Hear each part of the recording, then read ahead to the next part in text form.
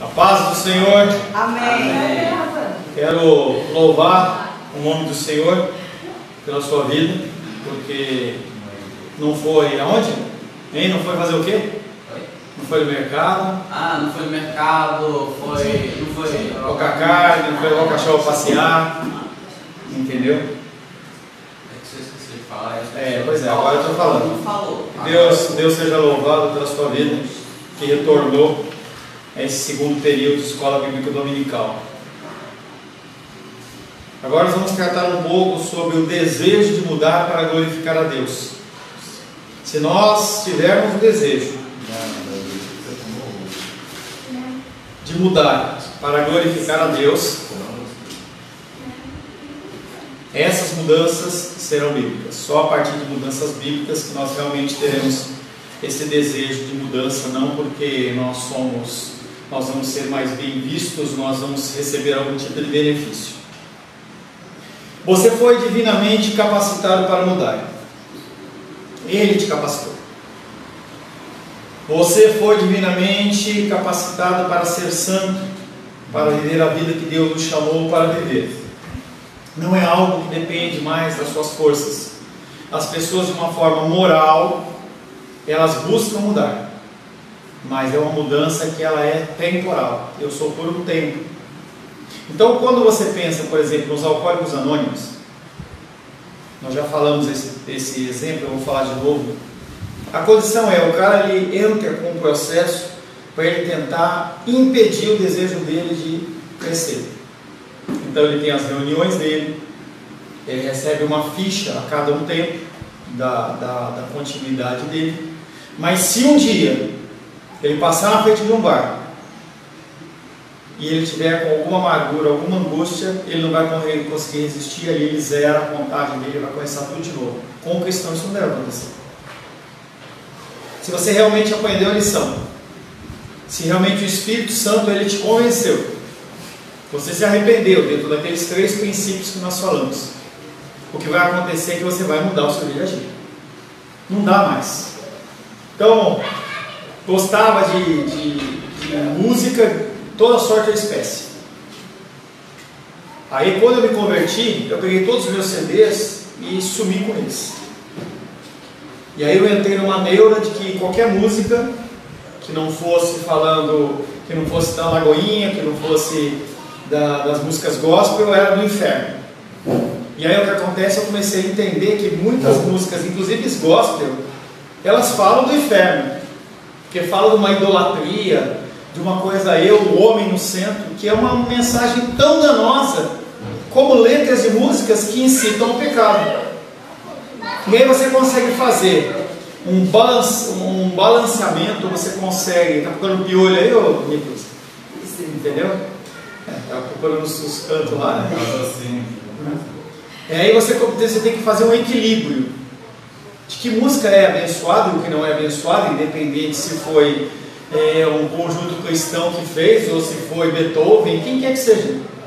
Mas há músicas que não dá. E aí você, quando ouve essa música, aquilo tem que trazer algum mal-estar, alguma ojeriza.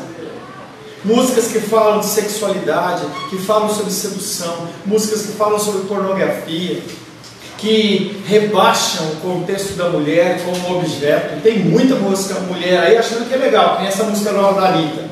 É uma apologia à pornografia e à sexualização e à objetação, digamos assim, acho que é isso, né? Objetação da mulher.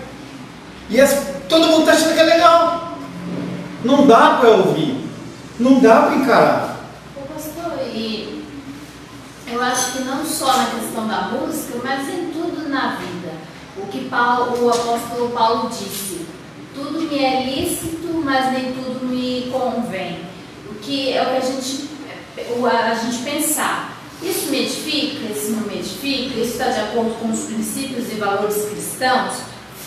Tudo na vida. Porque a gente avaliar, porque se a gente for cortar tudo, a gente vai sair do mundo. Então assim, é você avaliar se te convém ver, se te convém participar daquela festa, sabe? Então é tudo na vida, você pegar esse versículo e filtrar. Me convém para aquele lugar, me convém fazer parte daquele grupo, é tudo na vida. Frequentemente, quando as pessoas vêm à igreja com um problema, seu objetivo é se sentir melhor. Eles acreditam, erroneamente, que se saírem do culto sentindo-se melhor foi um sucesso. Então as pessoas elas vêm ao culto não para adorar a Deus, mas elas vêm para se sentir melhor. E aí o pastor, muitos pastores que não são pastores, eles sabendo disso, eles trazem uma atmosfera que faça com que as pessoas se sintam bem. Hoje as mega igrejas, elas são construídas de tal forma que você entra de manhã, assiste um culto, depois você pode ir para um cinema dentro da igreja, que tem lá uma igreja tipo um shopping. Há igrejas nesse padrão. Tem a praça de alimentação. Então a pessoa ela se sente bem. Não quer dizer que ela se resolveu ou que o problema foi sanado. Simplesmente ela se sentiu bem. Igrejas têm se tornado em palcos de shows, em lugares que as pessoas elas alimentam o seu próprio coração. Então eu estou me sentindo bem, então essa igreja é boa. Eu já falei para você, a igreja boa é aquela igreja onde você se sente mal. Mal em que sentido? Mal porque é falado e exposto o seu pecado. Mal porque a condição que você achava que está certa, você está tendo a luz e sabe que ela está errada, que vai gerar algum tipo de mudança na sua vida. Essa é a igreja que nós temos que buscar. Mas o ser humano, ele quer o quê? Manter-se na zona de conforto e na tranquilidade. Frequentemente, quando as pessoas vêm à igreja, seu objetivo é se sentir melhor. Eles acreditam erroneamente que se sair do culto sentindo-se melhor, o culto foi um sucesso. Quando esse é o objetivo, muito frequentemente os problemas que os levaram ao cristianismo reaparecem e a sua tristeza se torna cada vez mais desesperadora. Se você não tomar o remédio certo, a enfermidade ela vai continuar e vai até se agravar. Se você não tem cuidado com a sua saúde, se você não tem cuidado com a sua alimentação, se você não se preocupa com os exercícios físicos, se você não se preocupa com uma leitura diligente da palavra, você vai ficar doente. E não tem imposição de mãos de pastor. Esse tipo de coisa acontece lá acho que é Soixonoye, em que você impõe a mão para a pessoa e sai uma energia, que assim aí entra lá e completa a energia da pessoa. Sim, há a oração de imposição de mãos na Bíblia, não é isso que eu estou dizendo. Eu estou dizendo que não é a minha ação que vai fazer com que você fique melhor, que você fique correto. Não é assim. Não funciona dessa maneira. Quando esse é o objetivo de buscar apenas para se sentir melhor, os problemas que te levaram ao cristianismo reaparecem, sua tristeza se torna desesperadora. Quantas pessoas, eu já vi, talvez você já tenha visto, que chegam num culto de libertação e o demônio se manifesta, ou o pseudo-demônio. O pastor ora, aquela pessoa cai no chão, se estribucha, fica bem, e na outra semana, quem que de novo se manifesta o demônio? A mesma pessoa. Semana após semana, após semana, a pessoa ela continua manifestando o mesmo demônio. É por quê? Pessoas que recebem imposição de mãos e caem no poder do Espírito Santo, ficam lá 20 minutos deitados, se colocam um pano em cima, eu fiz isso demais, coloca-se uma toalhinha em cima, como se o Espírito Santo estivesse trabalhando no coração daquela pessoa. Quando ela levanta, ela volta igual. Ué, que trabalho é esse?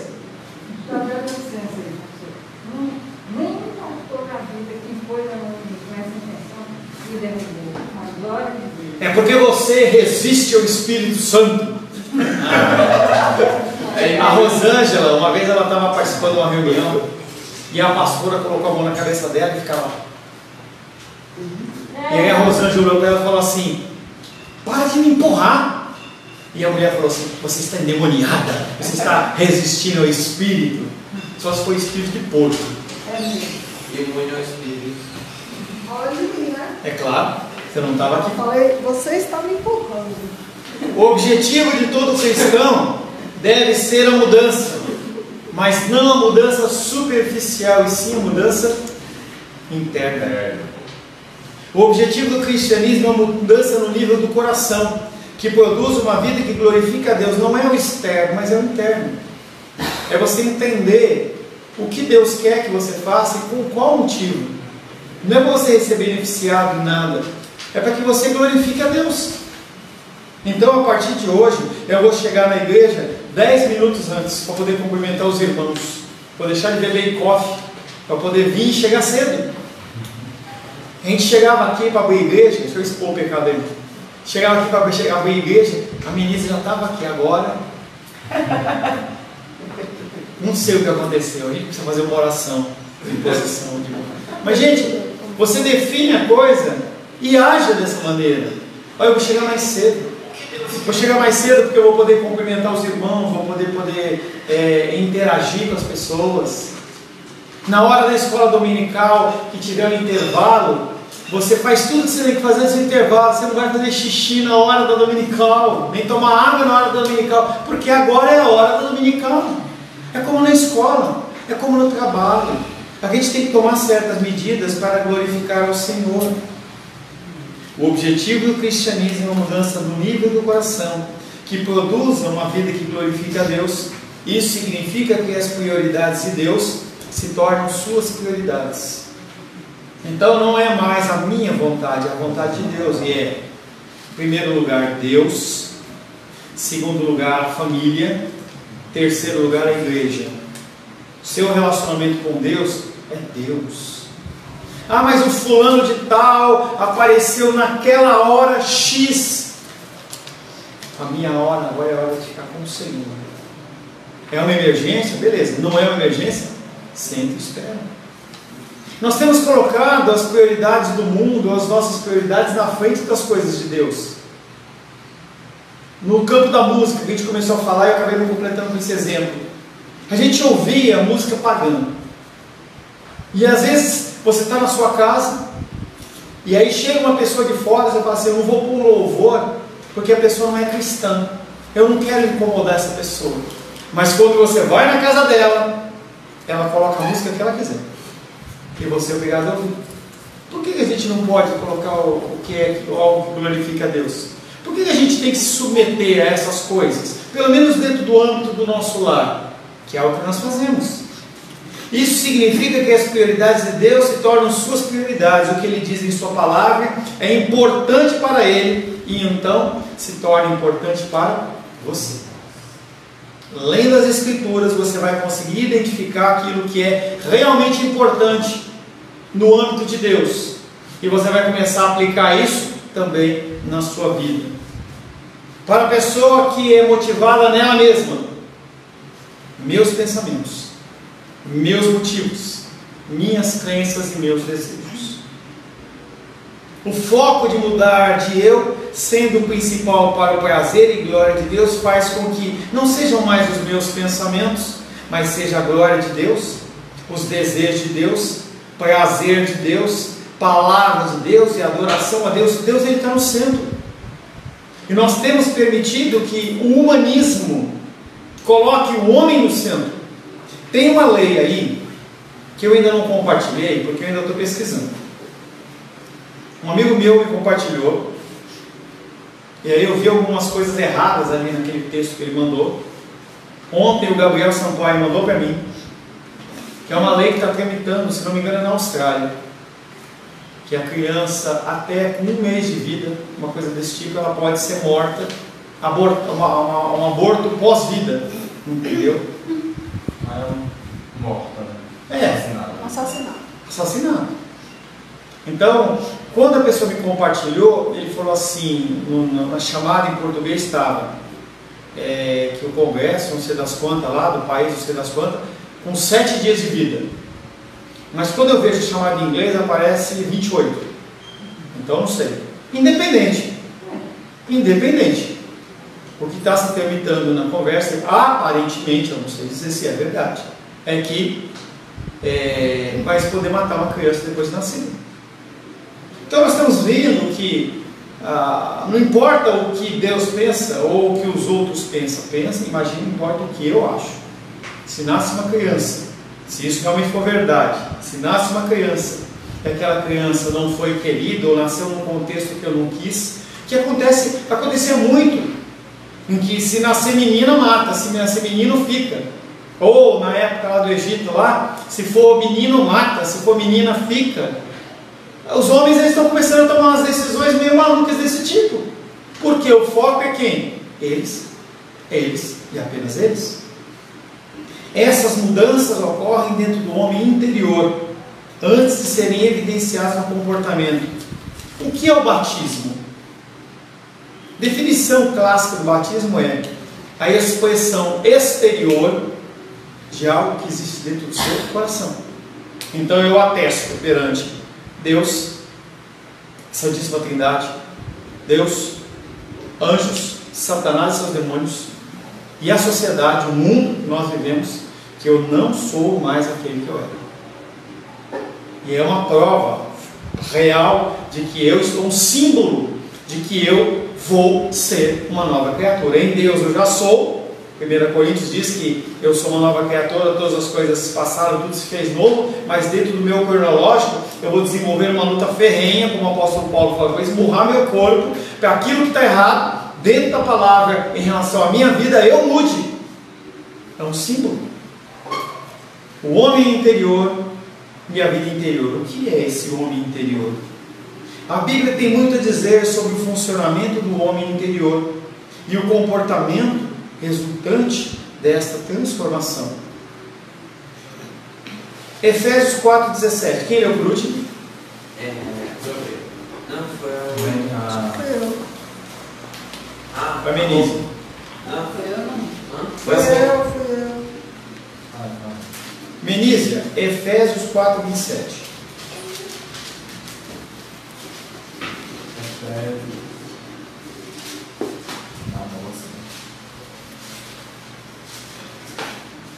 Estou esperando um pouquinho depois do pessoal olhar aí. Pode ler. Nem deis lugar ao diabo. Não. 4,27, Efésios? 4,17. Ah, 17. Você falou bem certo. Falei 27? Perdão. Isto, portanto, digo e no Senhor testifico, que não mais andeis como também andam os gentios na vaidade de seus próprios pensamentos. Quem está falando isso? Quem escreveu Efésios? Paulo. Escrevendo para quem? Crente ou não crente? A igreja. Para a igreja de Éfeso. Quem era o pastor da igreja de Éfeso? Timóteo. Timóteo era o pastor da igreja de Éfeso. Então ele está falando com Timóteo e falando com a igreja. Não está falando com não crente. Ele fala: isto, portanto, digo e no Senhor testifico, que não andeis como também andam os gentios, na vaidade dos seus próprios pensamentos. O que é a mudança do homem interior? É uma mudança de comportamento, não mais conforme o mundo age, mas como Deus quer que você haja. Romanos capítulo 6. Atos, Romanos, Coríntios. Romanos capítulo 6. Daniel, verso 12. E o Nicolas, verso 13.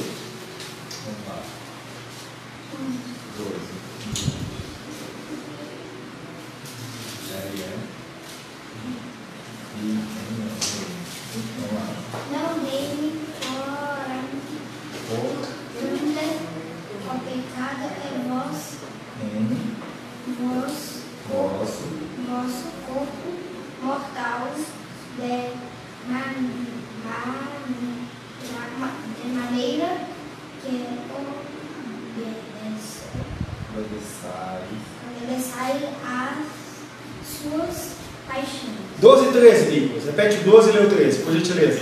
Não reine, portanto, o pecado em vosso corpo mortal, de maneira que obedeçais às suas paixões, nem ofereçais cada os membros de seu corpo ao pecado, como instrumentos de iniquidade, mas ofereceis a Deus, como ressurretos dentre os mortos, e os vossos membros a Deus como instrumentos de justiça. A diferença do homem antigo para o novo homem é a mudança interior. Você não permite que o pecado reine, ou seja, você não consegue controlar ele de maneira nenhuma. Romanos capítulo 12, verso 1 e 2. É o 2.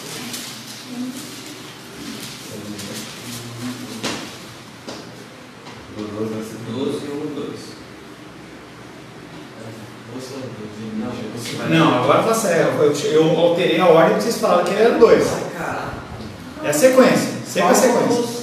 Rogo-vos, pois, irmãos, pelas misericórdias de Deus, que apresenteis o vosso corpo por sacrifício vil, santo e agradável a Deus, que é vosso culto racional. O 2 também? Também. E não vos conformeis com este século, mas transformai-vos pela renovação de vossa mente, para que experimenteis qual seja a boa, agradável e perfeita vontade de Deus. Qual que é a forma de Deus?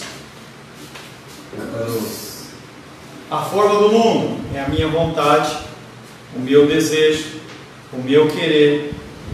Então nós temos que nos conformar com a forma das Escrituras. Por isso que quanto mais você lê, quanto mais você busca Deus, quanto mais você ora, o que acontece é que você vai entender cada vez mais na sua mente que se você está certo ou se você está errado. E se você está errado, você tem condição de, tendo esse conhecimento, você mudar a sua vida. A renovação da mente mencionada em Romanos capítulo 12 é um aspecto da mudança no coração. Ser transformado é a palavra grega metamorfo, que traduzimos como metamorfose, significa transformar, mudar, transfigurar e transformar. É a figura da lagarta no casulo, em que aquela lagarta ela se transforma numa borboleta, através de todo um processo que demora um tempo específico para cada pessoa, para cada bicho lá, cada ser, e que depois disso ele se transforma na borboleta. Até lá não adianta você querer adiantar. E aí eu lembro que nosso pastor de São Paulo, ele contou uma ilustração de um cara, de ele, se foi ele, né? Em que ele viu um casulo e a borboleta lá tentando nascer, né? Ele viu o movimento lá dentro do casulo, ele pegou o estilete com muito cuidado, foi lá e cortou para facilitar. A borboleta caiu no chão e morreu, não tinha forças porque ela tinha que desenvolver aquela força exatamente para poder nascer. Então essa condição é uma condição que nós temos que realmente nos transformar da lagarta, que é aquele que vive no mundo, para a borboleta, que é da condição do Senhor. Pastor, enquanto você falava desse exemplo da lagarta, me vinha à mente assim, esse processo da lagarta até a borboleta, me vinha a questão assim, uma imaginação assim, que esse processo da lagarta é a gente na terra, o processo progressivo, todo o terreno na terra, e a borboleta seria uma eternidade mesmo. Amém. O teu coração transformou-se na salvação de um coração de pedra que odiava a Deus para um coração de carne que é capaz de amar a Deus. Mas as nossas ações e atitudes muitas vezes atestam que nós continuamos odiando a Deus. Amar a Deus não é uma declaração: Rosângela, eu amo você. Não, são as minhas atitudes no dia a dia. Tá? Ezequiel 36, 26.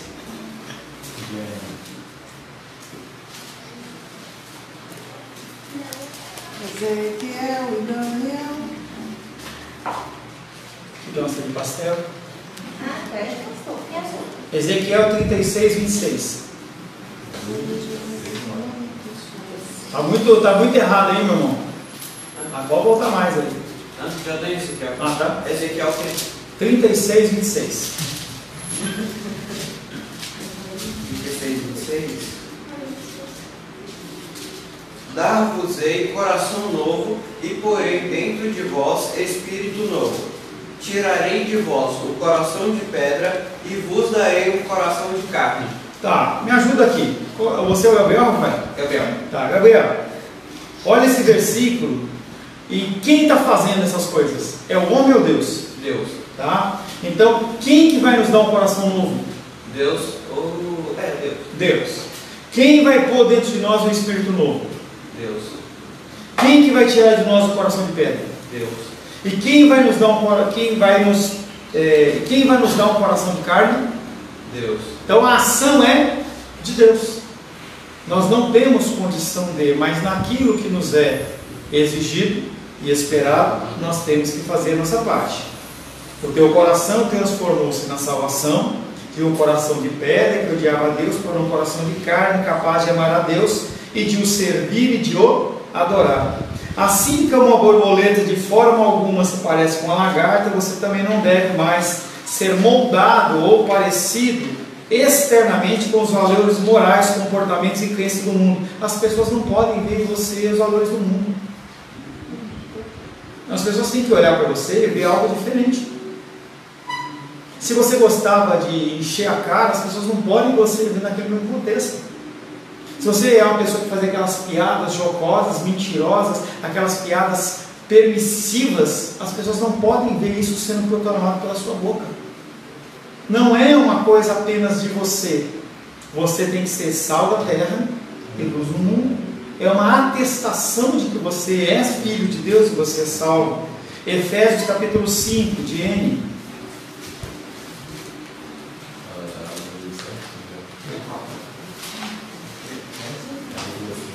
Efésios 5, verso 8 e 9.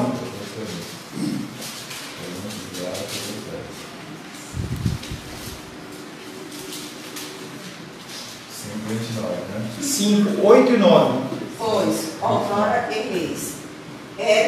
Como é que é? Eres. Outrora eres trevas, porém agora sois luz no Senhor. Andai como filhos da luz. Porque o fruto da luz consiste em toda bondade, justiça e verdade. Só até aí. Você era o que antes de ele? Trevas. Trevas. E agora você é o que? Luz. Se você era treva e você agora é luz, você tem que andar como filho da luz. Esse tipo de mudança mental só ocorre quando o Espírito Santo muda seu pensamento por meio do estudo consistente da meditação na Palavra de Deus. Se você quiser mudar o seu jeito de ser, a parte do estudo das Escrituras, você não vai conseguir nada. Se você não ler a Palavra, se você não estudar a Palavra, se você não vier aos cultos, se você não assistir às escolas dominicais, se você não dedicar durante a semana um tempo de meditação na Palavra de Deus, você vai ser o mesmo. O mesmo. É o seu esforço, a sua diligência, através da orientação do Espírito Santo, que vai fazer com que você mude, que seja transformado. Agora, se você é alimentado só com porcaria do mundo, televisão, Netflix, internet, Facebook, Instagram, só porcaria, piadinha, mentira, como que você vai gerar alguma coisa boa? Uma hora de igreja, será que é o que vai fazer diferença na sua vida, enquanto você é bombardeado todos os outros dias da semana? É muito mais fácil você ceder ao desejo da sua carne do que à vontade do Espírito. Agora, se você está em busca diligente do Senhor, está meditando, o pastor pregou domingo e eu fico pensando nas durante a semana, tenta buscar algumas implicações, tenta aplicar na vida. O que acontece é que você vai ser uma nova criatura, você vai mudar.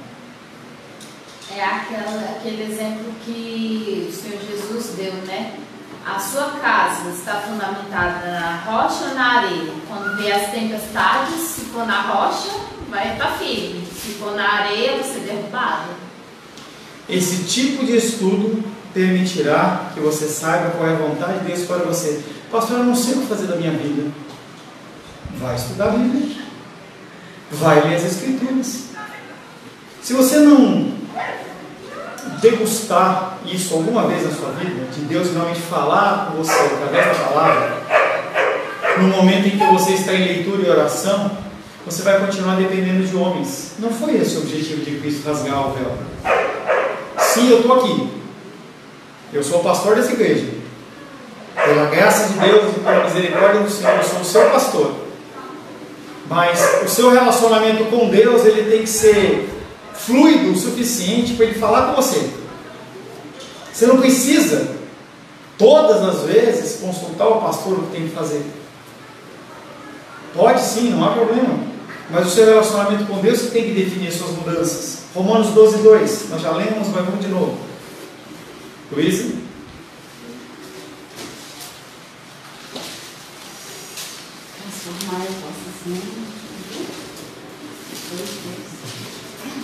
E não vos conformeis com este século, mas transformai-vos pela renovação da vossa mente, para que experimenteis qual seja a boa, agradável e perfeita vontade de Deus.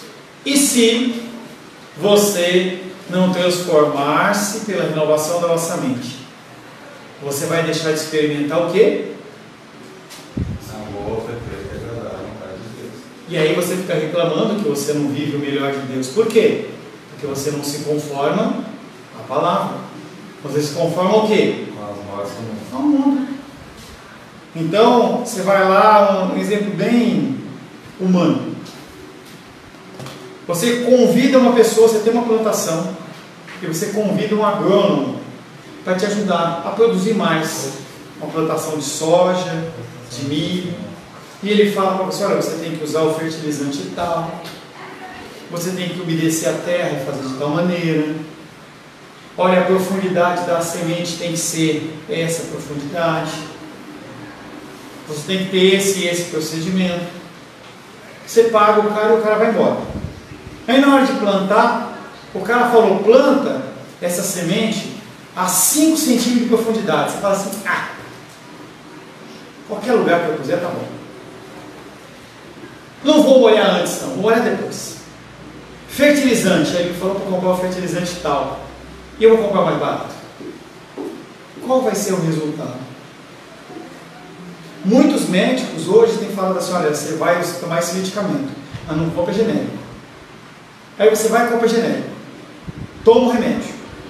Não dá efeito. Aquele médico não faz. Você siga as instruções.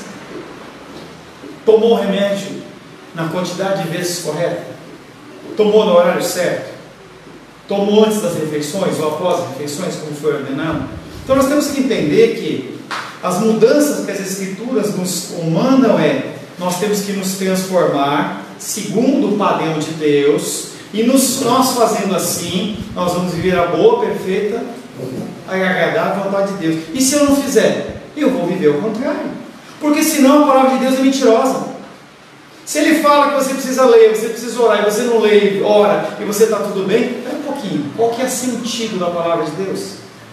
Não tem um talvez, né? Talvez viva, talvez não.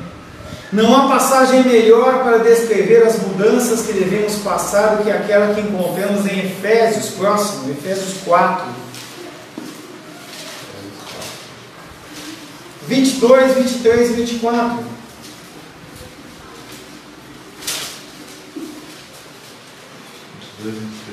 Quem que é agora?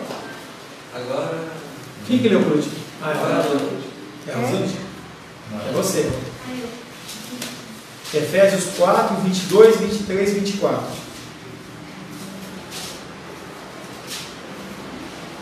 No sentido de que, quanto ao trato passado, vos despojeis do velho homem, que se corrompe, segundo as concupiscências do engano, e vos renoveis no espírito do vosso entendimento, e vos revistais do novo homem, criado segundo Deus em justiça e retidão, procedentes da verdade. Tá? Então, uma coisa que a gente tem que entender é que ele está fazendo novamente uso de uma metáfora, uma comparação, como uma roupa. Então, você está vestido com as vestes do velho homem, que é o engano, mentira, todas as coisas que nós já trabalhamos lá, das obras da carne. Você tem que tirar essa roupa, mas você não pode ficar desnudo. Você tem que vestir uma nova roupa. Lá no Evangelho de Mateus faz um exemplo muito interessante dentro dessa mesma ótica. Você que tem um demônio dentro de você, você consegue expulsar esse demônio de você. Esse demônio ele vai andar procurando onde pode habitar. E ele não encontra. E ele fala, vou voltar de novo para ver se aquela pessoa ela está liberada. Quando ele chega lá, vê aquela casa vazia, não há nada no lugar. Ele entra e entra com 7 piores. Nesse versículo de Efésios, ele fala que não basta você deixar de fazer o que é errado. Você tem que passar a fazer o que é certo. Então você tira essa vestimenta que é errada e você coloca uma nova vestimenta, a vestimenta do fruto do Espírito. Se você agia com ódio, você começa a agir com amor. Se você pensava apenas em si mesmo, você começa a pensar no próximo e tenta ajudar o próximo.